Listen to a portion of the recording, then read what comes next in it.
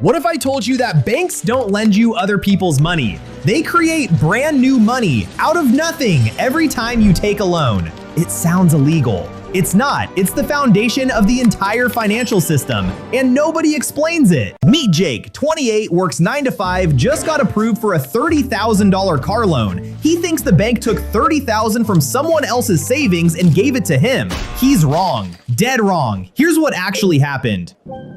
When you deposit $1,000, the bank doesn't keep it in a vault. It keeps 10%, just $100. Then it lends out the other $900 to someone else.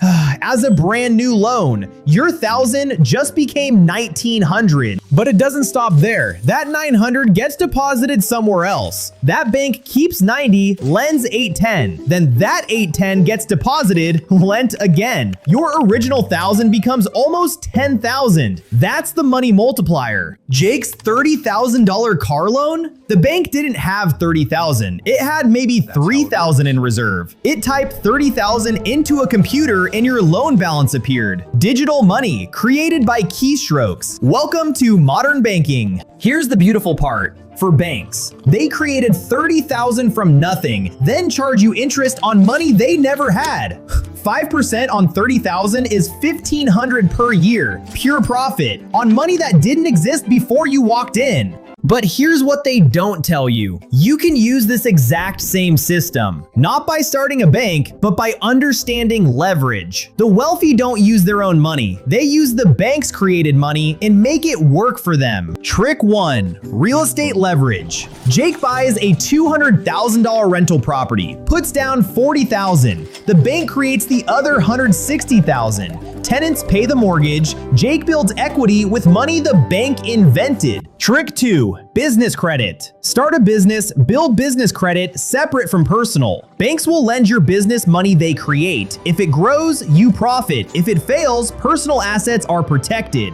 The wealthy do this constantly. 2 tricks down, 3 to go. And trick number 3? It's the one that turns the bank's own interest payments into your income stream, legally. Quietly, every single month. You need to see this. Trick 3, dividend investing. Buy stocks that pay you every quarter. Banks earn interest on created money. You earn dividends on invested money. Same concept. $10,000 in dividend stocks pays you $400 per year, automatically, while you sleep.